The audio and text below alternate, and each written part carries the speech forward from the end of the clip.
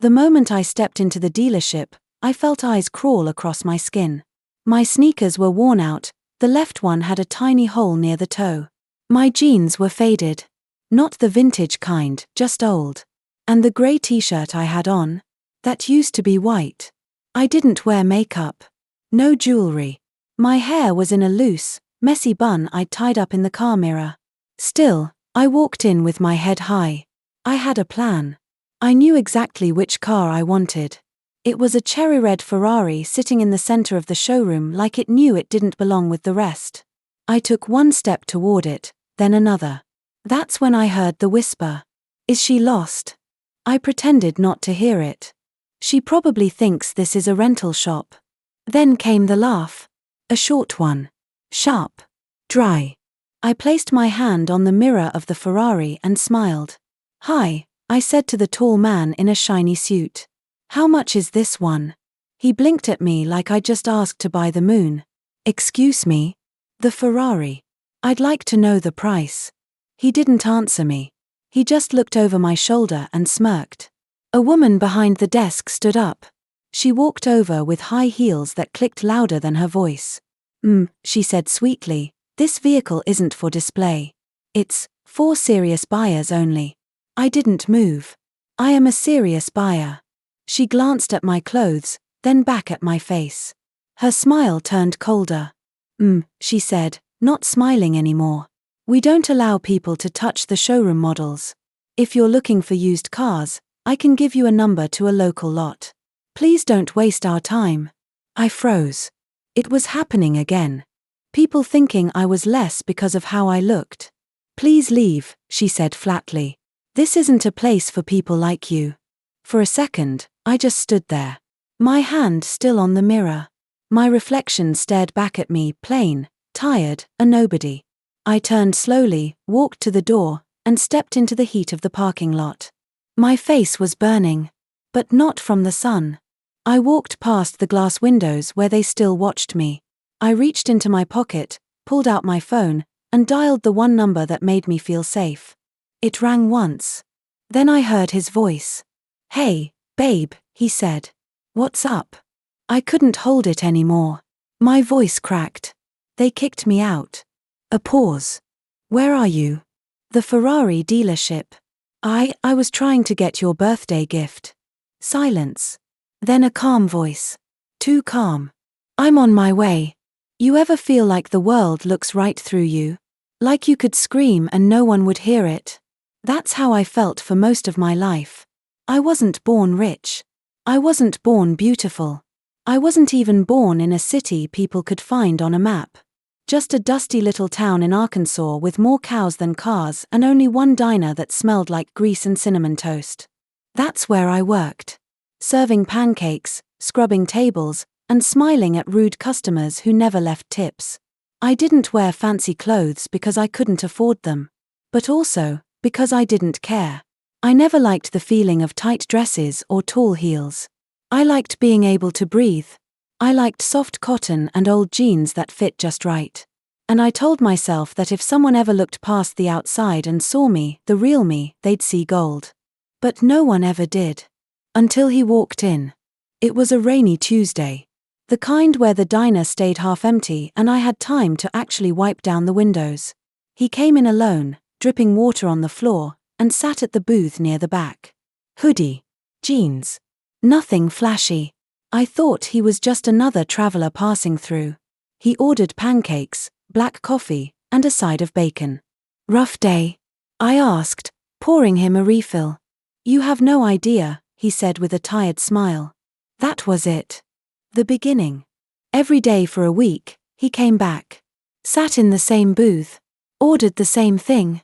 And he started asking about me, what I liked, what I wanted in life, what made me laugh. He listened like every word I said mattered. Like I mattered. But I didn't trust it at first. People don't look at girls like me that way unless they want something. But he never asked for anything. Not even my number. One day, I asked him why he kept coming back. Because you remind me of something real, he said. Something the world forgot. That was the day I fell just a little bit. And then came the twist. 2 months later, We were sitting in my tiny kitchen, sharing leftover lasagna and cheap soda. He looked at me differently that night. Not just like someone who liked me, but like someone who was afraid I'd disappear. He leaned forward and said, "I need to tell you something." My heart skipped. He paused, like the words were heavy. "I'm not who you think I am," he said slowly. "My name is Liam Cross. I own a company called Nova Tech." I blinked. "Is that, like a tech store or something?" He laughed. A quiet, kind laugh. "It's a multi-billion-dollar tech firm. I built it when I was 22. I'm a billionaire." I dropped my fork. I thought he was joking. Or maybe testing me. But he wasn't. He showed me articles. Interviews. His name on Forbes. And still, all I could think was, why me? He told me he'd grown tired of fake smiles and gold-digging women. So he left the city, traveled incognito, and stumbled into my diner. Said I was the first person who didn't care about his money. I cried that night. Not because he was rich, but because he saw me. Really saw me. A year later, we got married in my mama's backyard. No press. No paparazzi. Just close friends, fried chicken, and wildflowers in jam jars. He offered me the world. But I told him I didn't need it. "I just need you," I whispered.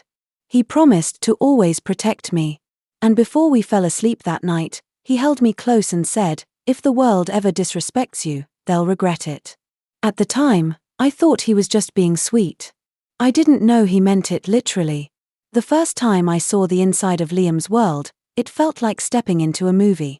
I remember visiting his office downtown, a building so tall it touched the clouds. The elevators moved faster than my old car ever did. His name was on the glass door in gold letters, Liam Cross, CEO. People nodded when he passed. Some even bowed their heads, like he was royalty. And me. I stood next to him in my thrift store cardigan, feeling like a potato next to a diamond. But Liam never made me feel small. When we got home that day, I asked him, "Do you ever get tired of all this?" He looked at me, confused. Tired of what? Being the boss. The power. The money. The spotlight. He shrugged. "I don't care about any of it." "Then why keep it?"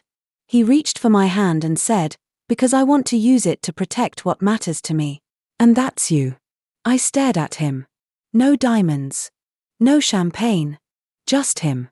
And for the first time in my life, I felt safe. We settled into a quiet life, despite the chaos around him. Liam didn't live like the other billionaires you see online. No flashy cars, no gold chains. He drove a normal truck. He wore jeans and t-shirts. The most expensive thing in our house was a coffee machine he bought for me because I always complained about burnt diner coffee. People didn't recognize him when we went out. And that's how he liked it. We ate at local diners, took evening walks, watched old movies on a couch that squeaked if you sat too hard. And even though I could now afford any dress in the world, I never changed. No makeup. No high heels. Just me. People often stared when they realized who he was and who I was with. They whispered. They judged. They assumed I had to be after his money. But Liam knew better. He always told me, "Let them think what they want. The real ones see the truth." I never asked him for much. Not bags. Not shoes. Not even a car. But on his birthday, I wanted to do something special. Something that showed I knew him. Liam loved cars. Not in a loud, look at me way. But in a quiet, nerdy way. He'd read car magazines like novels. He could name any model by the sound of its engine. But he never bought one for himself. Said he didn't need it. So I decided I would. I did my research. Found out there was a limited edition Ferrari in town. It was the exact model he once pointed to in a magazine and whispered, "That's my dream car." So I called the dealership, confirmed it was still available, and drove down to take a look. I didn't dress up. I didn't think I needed to. I just wanted to see it, ask a few questions, maybe surprise him with the purchase later. I walked in. And the moment I did, I was reminded that no matter how far I'd come, the world still judged a book by its cover. They didn't see a loving wife. They didn't see someone planning a gift. They saw an unqualified buyer. A poor woman who didn't belong. I felt all the old feelings rushing back like I was that waitress again, with ketchup stains on my apron and fake smiles on my lips. Except this time, I had someone in my corner. So I called him. And when he picked up, I told him everything. They kicked me out, I whispered. Because of how I look. Silence. Then he said the words that made my heart stop. I'm on my way. Absolutely. Here's your next chapter. As I waited outside the dealership, pacing under the hot sun, I kept staring at my reflection in the glass door. I looked like someone who wandered in off the street, no makeup, frizzy hair tied with a scrunchie, t-shirt with a tiny bleach stain near the hem. I wasn't dressed for shopping. Not by their standards. But I wasn't shopping for myself. I wasn't there to flex or show off or make a scene. That car, his dream car, wasn't for me. It was for Liam. I wanted to see his face when he saw it parked in the driveway with a bow. I wanted to hand him the keys and say, "Happy birthday, baby. You deserve this." That's all. Just a simple gift to say thank you for loving me when no one else did, for seeing the beauty in my plainness, for making me feel like more than I ever believed I was. But they didn't know that. They didn't care. To them, I was a joke. An eyesore. A waste of space. I looked up. Inside, the woman who kicked me out was laughing with another customer. She didn't even glance outside. It was like I had been erased from the scene entirely. Like I'd never existed in their perfect little showroom. And then, his truck pulled up. Liam stepped out slowly. Calm. Too calm. He wore a dark grey hoodie, simple jeans, and sneakers. No watch. No ring. Just him. No one paid attention. Not yet. He walked up to me and gently placed a hand on my shoulder. Are you okay? I nodded, but my lips were tight. They humiliated me, I whispered. He took one look at my face, then turned toward the building. Come with me, he said softly. We walked in together. The bell above the door jingled, but no one looked up at first. The tall man in the shiny suit was now chatting with a younger couple near the Porsche section. The woman who kicked me out was leaning over her desk, texting. Liam cleared his throat. The receptionist looked up. She gave us both a once-over, her nose wrinkling just slightly. Can I help you? She asked, tone flat. I'd like to speak with your manager, Liam said. She blinked, her mouth tightening. About what? About a mistake. She paused, still not recognizing him. Do you have an appointment? No, he said. But I think he'll want to talk to me. She sighed, clearly annoyed, and picked up the phone. Please wait. While we stood there, the same saleswoman who kicked me out earlier came strolling back into the lobby. She froze when she saw me standing there again, with him. Her eyes darted from my face to Liam's, and I could see the puzzle forming in her mind. She walked up to us with a forced smile. Back again. I didn't answer. Liam stared at her. Are you the one who asked my wife to leave? Her smile twitched. I wasn't trying to be rude, sir. We just have rules. Oh, Liam said, nodding. What rule says you get to humiliate people based on how they look? She blinked. I didn't mean. But just then, the manager walked in. He was tall, older, with slicked back hair and a deep tan that screamed money. He looked annoyed until he saw Liam's face. Then his eyes went wide. Mr. Cross? He asked, suddenly pale. Yes, Liam said. We need to talk. The woman beside me turned ghost white. The manager stepped forward quickly. I'm terribly sorry. I didn't know you were coming today. If we had known. You didn't need to know I was coming, Liam interrupted calmly. You just needed to treat every customer like they mattered. That didn't happen. The glanced at the saleswoman, who looked like she wanted to disappear. We'll make it right. Anything you want. That Ferrari? It's yours. On the house. Please accept it as our apology. Liam didn't blink. He turned to me. I stared at the woman who kicked me out. Then I looked at my husband and whispered, let's not take the car. He nodded. The manager gulped. Then Liam turned back around and said the words that would make jaws drop all over the building. "We don't want the Ferrari." A pause. "We want the whole dealership." You could hear a pin drop. For a moment, the entire dealership froze like someone had hit pause on reality. The salespeople, the receptionist, the couple looking at a Porsche all turned to stare at us. No one was sure if they'd heard right. Maybe they thought it was a joke. Maybe they thought we were both crazy. But Liam wasn't smiling. Not even a little. The manager opened his mouth, but no sound came out. The receptionist looked like she was trying to swallow a golf ball. And the saleswoman? Her face turned the color of paper. I saw her step back, almost like she thought she might vanish if she moved quietly enough. Liam stepped forward. "You heard me," he said calmly. "I want to purchase this dealership. The building, the inventory, the name. Everything." The manager blinked fast, his voice shaky. "Mr. Cross, I'm sure we can work out some kind of compensation. A Ferrari, 2 Ferraris, even anything. But buying the dealership, that's a long process. And the owner, he's not local. He'd never agree to." Liam pulled out his phone. He tapped a few times, then handed it to the manager without saying a word. The manager stared at the screen. Whatever he saw made him go completely still. When he looked up again, his voice had changed. Of course, sir. It seems the owner just approved the sale via email."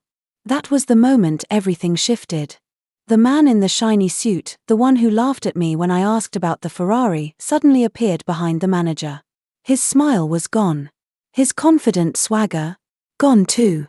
I watched as his eyes darted between Liam, the manager, and the saleswoman who had kicked me out. The saleswoman finally found her voice. "Wait, this is a joke, right? You can't just walk in and buy an entire dealership." Liam turned his head slowly. "You really think this is about the car?" She froze. "This is about how you treated my wife." A small crowd had started to form near the lobby. Customers. Employees. People pretending to browse just so they could hear what was going on. One man whispered, "That's Liam Cross," like the Liam Cross. Another one pulled out their phone and started filming. The saleswoman's voice cracked. I didn't mean anything by it. I was just doing my job. We have standards, and she." Liam raised a hand. "Stop." She did. The manager stepped closer, trying to smooth things over. "Mr. Cross, I truly apologize. I'll make sure we retrain the staff. We'll update our policy, make some public statement, whatever you need." But Liam just shook his head. "This place doesn't need retraining. It needs leadership." The manager's smile faded. "And from today onward," Liam continued, "I'm that leader. You should have seen their faces. Every person who laughed at me. Everyone who looked me up and down like I was trash. They were now standing in a building that belonged to me, us. I didn't say a word. I didn't need to. My silence said everything." And then Liam looked at the saleswoman. "You're fired." The word hit the air like thunder. She gasped. "Wait, no, you can't do that." "Yes," he said, his voice calm but ice cold. "I can." The manager didn't say a thing. He knew better now. The saleswoman looked at me, desperate, stunned, maybe even ashamed. But I didn't flinch. For once, I didn't feel small. I didn't feel embarrassed. I felt like someone who had finally been seen. Just then, the front door flew open. A man in a black suit stormed in, red-faced and breathing hard. He was older, loud, and looked like someone who used to being in control of everything. "What is going on here?" he barked. The manager stepped back. Mr. Rains." That name. Rains. I'd seen it on the dealership sign out front. He was the current owner. Or rather, he used to be.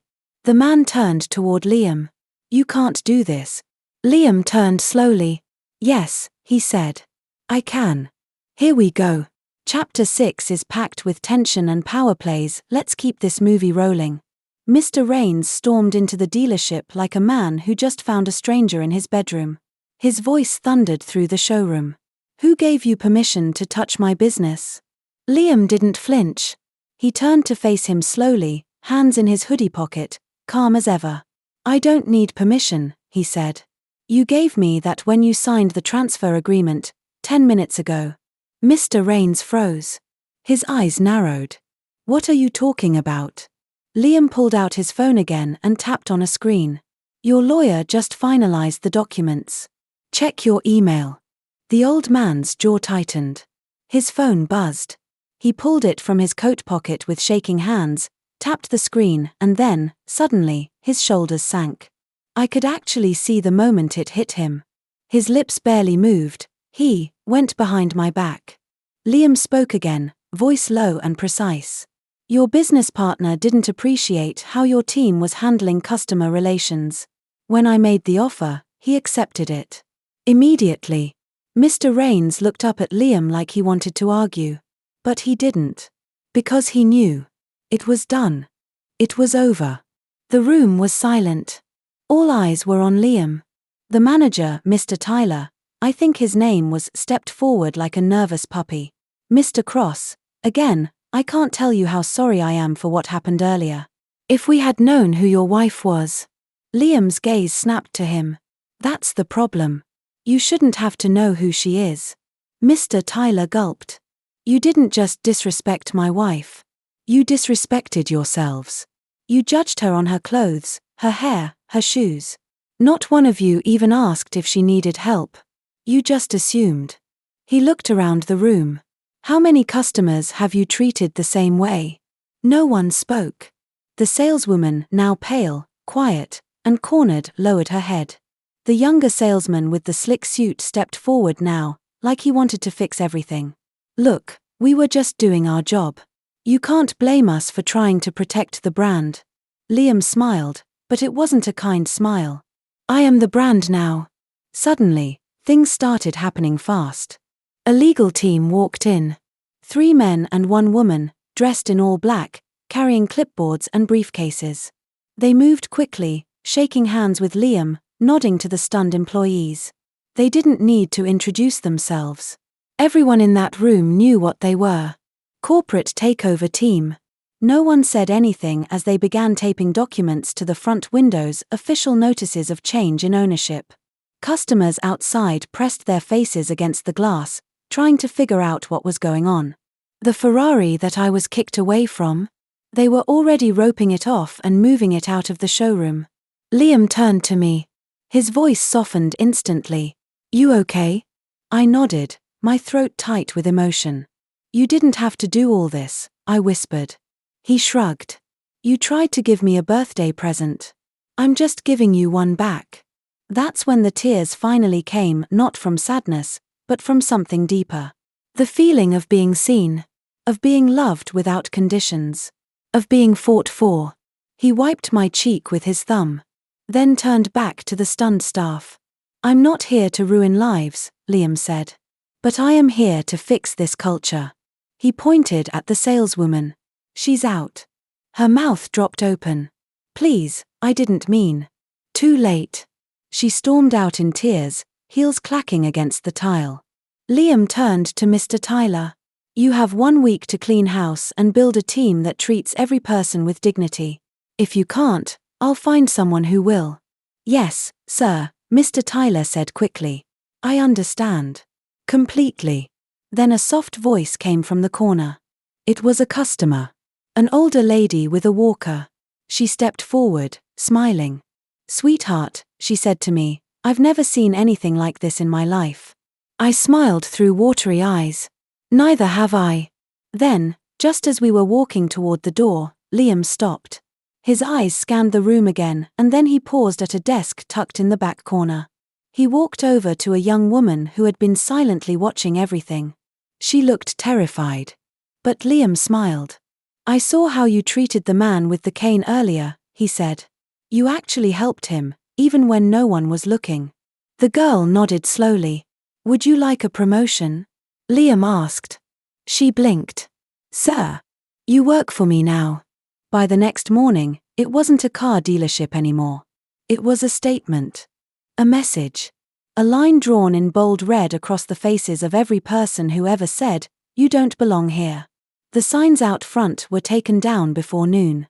The Rain's name was peeled off the glass like it was never there. In its place, a new banner was being lifted up by a crane, Cross Automotive Group.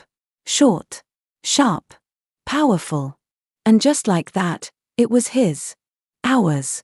I stood by the window of the newly renamed dealership with a cup of coffee in my hands, watching a news crew roll up to the curb. Reporters had already caught wind of the story. Billionaire buys luxury car dealership after wife is disrespected. It was spreading like wildfire. Some thought it was fake. Some thought it was overkill. But the truth? It was justice. The same woman who laughed at me yesterday was now being escorted off the property by security. She didn't even make eye contact. She kept her eyes on the ground, one hand clutching her purse, the other wiping tears from her face. I didn't gloat. I didn't cheer. Because that's not who I am. But I did feel a quiet kind of peace. Inside, the entire atmosphere had changed. The staff was tense, standing straighter, watching every word. But there was also something else in the air, hope. The younger employees, the ones who'd kept their heads down while others mocked me, they were getting noticed. Promoted. Given a voice. Liam walked through the halls like he'd been born there, sleeves rolled up, greeting people by name. This place was never just about cars, he said in the team meeting. It's about people. From now on, nobody gets judged for how they walk in. They get treated like they matter, because they do. Everyone clapped. Even the old manager, Mr. Tyler, looked like he might cry. Later that afternoon, Liam handed me a key. It was small. Simple. But heavy. This is for you, he said. I tilted my head. A car. He smiled. No. The office upstairs. He handed me a plaque with my name on it. Madeline Cross, Executive Director of Customer Experience. My hands trembled. You earned this, he said. And I trust you more than anyone to make sure no one ever feels the way you did again. That was the moment I realized. He didn't just buy the dealership to make a point. He bought it to give me power. Just when I thought things couldn't get more surreal, a black SUV pulled into the lot. Out stepped Mr. Rains again, but this time, he wasn't angry. He was desperate. He marched straight into Liam's office and slammed the door shut behind him. I sat outside in my new office, heart pounding. I couldn't hear the words, but I could see the shadows. The gestures. The tension. 10 minutes later, the door opened. Liam stepped out first, calm as always. Mr. Rains followed, face pale, hand shaking. Then Liam turned to me. Turns out the old owner wasn't just arrogant, he said. He was hiding something. I frowned. What kind of something? Illegal markups. Falsified invoices. He's been ripping off customers for years. My jaw dropped. You're kidding. I'm not. And guess what, he said, pulling out a folder from his back pocket. I now own every piece of evidence. The truth was starting to unravel. And it wasn't just about one rude employee anymore. It was about an entire system built on greed and appearances. A system we were about to tear down, brick by brick. The next morning, Liam called a press conference right in front of the dealership. He stood at the podium in his hoodie, hair messy, hand wrapped in mine. Some people said I overreacted, he began. That I let emotions drive a business decision. He paused. But I don't think treating people with dignity is emotional. I think it's essential. Cameras flashed. People cheered. And right there, in front of the world, he promised to refund every customer who'd been scammed by the previous owners. Full transparency. Clean slate. And from that day forward, Cross Automotive wasn't just a car dealership. It was a revolution. I thought the worst part was over. The dealership had changed hands. The rude staff were gone. The customers were finally being treated with respect. For the first time, I felt like I belonged in a place I was once kicked out of. Liam handled everything with calm strength, like he always did. But when he handed me that manila folder marked confidential, I knew something wasn't right. He sat beside me on the office couch and opened it. There's more, he said quietly. And there was. Invoices with numbers that didn't add up. Service fees that were double what they should be. Warranty charges added to cars that didn't have warranties. It was like peeling back layers of rot underneath a shiny floor. Liam pointed to a spreadsheet. "See this line?" I nodded. "That's a single mom who came in 3 months ago to trade in her minivan. They gave her $4,000 less than the car was worth, then sold it the next day for full price. She begged them to be fair. They laughed in her face." My stomach turned. There were dozens of stories like hers. Senior citizens scammed out of retirement money. Young couples overcharged on their first family car. Immigrants with limited English taken advantage of because they wouldn't know better. The old owner, Mr. Rains, hadn't just run a bad business. He'd run a predatory one. I stood from the couch, pacing. My blood was boiling. "They didn't just disrespect me," I said. "They were stealing from everyone." Liam nodded. "And covering their tracks. But not well enough." He flipped to the last page.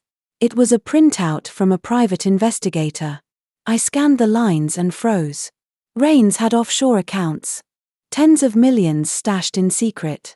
He'd been funneling money out of the dealership for years, avoiding taxes, hiding his tracks, and living like a king while his staff earned crumbs. I covered my mouth. "We have to do something," I whispered. Liam nodded again. "We already are."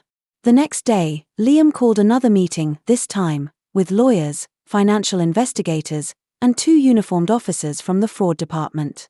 He didn't need to make a scene. The evidence spoke for itself.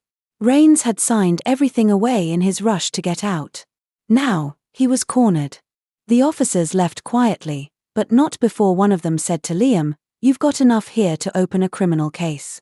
If we dig further, there may even be jail time." I looked at Liam. He didn't blink. "Dig," he said. That night, we sat out on the balcony at home, sipping tea under the stars. I looked at him and asked, "Why didn't you just walk away? Why not leave it all behind after they hurt me?" He reached for my hand. "Because you didn't walk away," he said. "You stayed. You wanted to do something kind for someone you loved. And when they humiliated you, you didn't scream, you didn't fight, you called me." He smiled. "And when someone disrespects my wife, they mess with the wrong man." The next morning, something wild happened. I was at the dealership, walking through the lot, when a familiar face stopped me. The saleswoman who kicked me out. But she didn't look the same. No perfect makeup. No heels.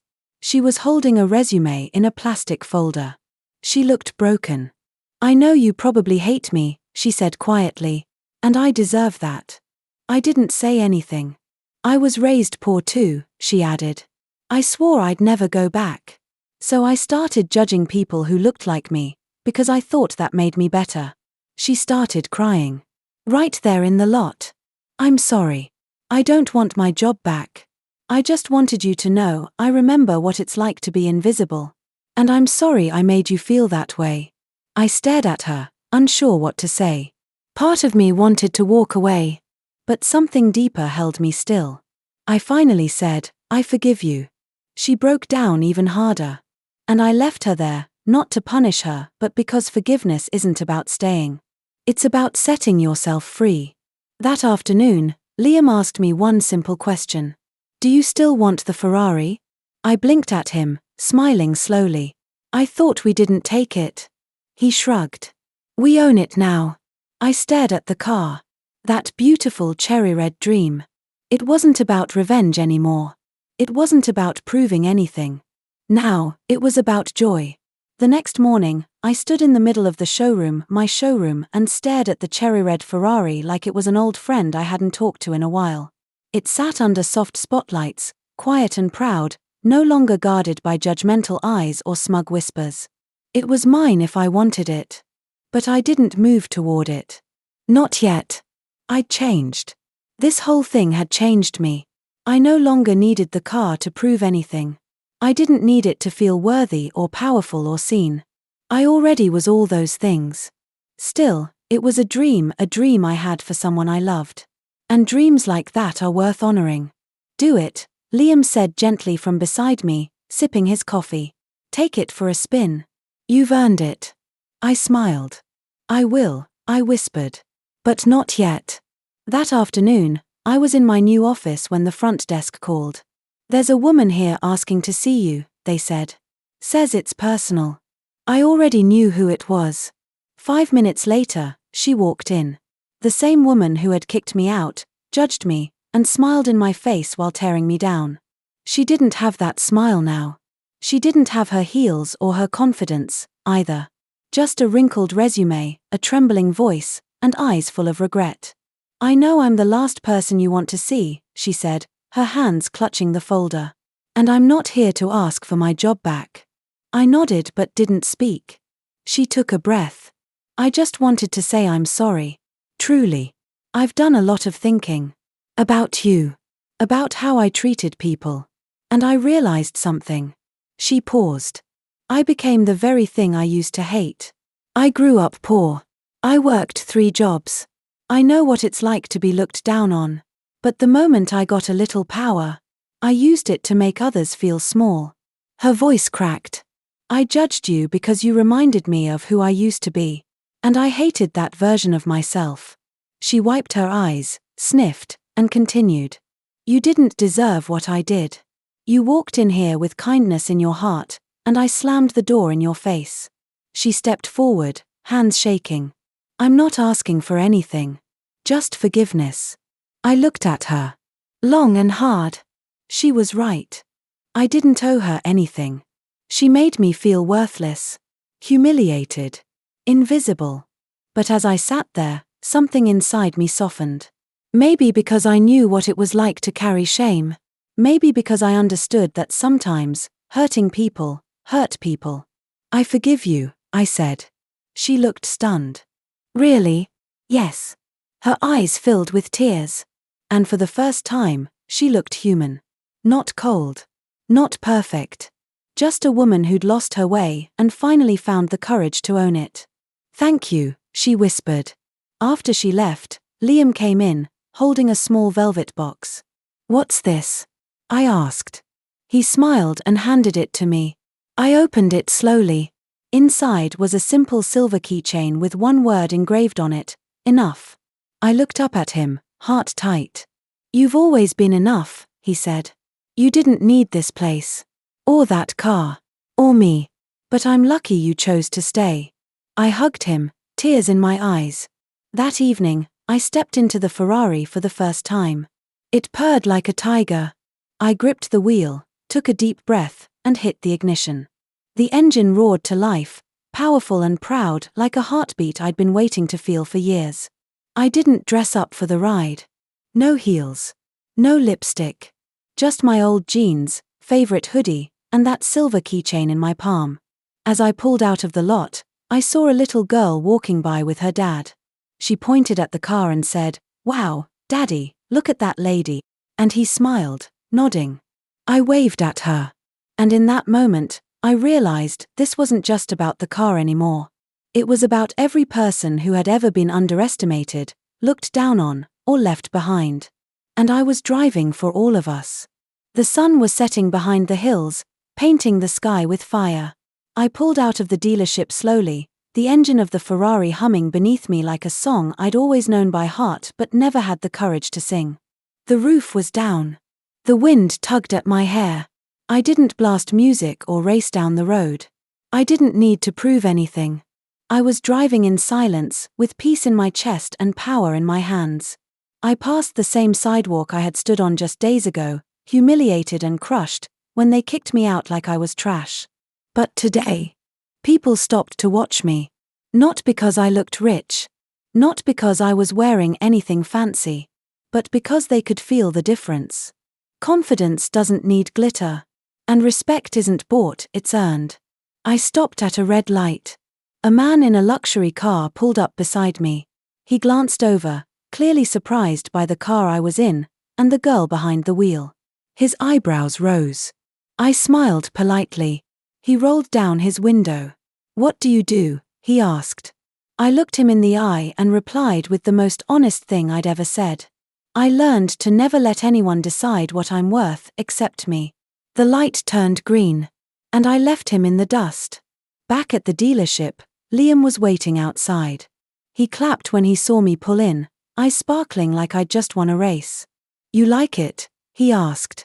I stepped out, parked perfectly in front of the glass. "I don't just like it," I said. "I love it." Then I handed him the keys. "Your dream car," I smiled. "Happy birthday." He laughed. "You just made my entire year." As the stars came out and the lights inside the dealership glowed, we stood there, two simple people who had refused to be small. Two people who didn't let the world write their story. We wrote our own. And if you're watching this right now, let me tell you something. Never let someone tell you that you don't belong. Never let your clothes, your background, or your quiet nature make you feel like less. And when they try to kick you down, stand back up. Because one day, they'll wish they treated you better. Thank you for watching this incredible journey.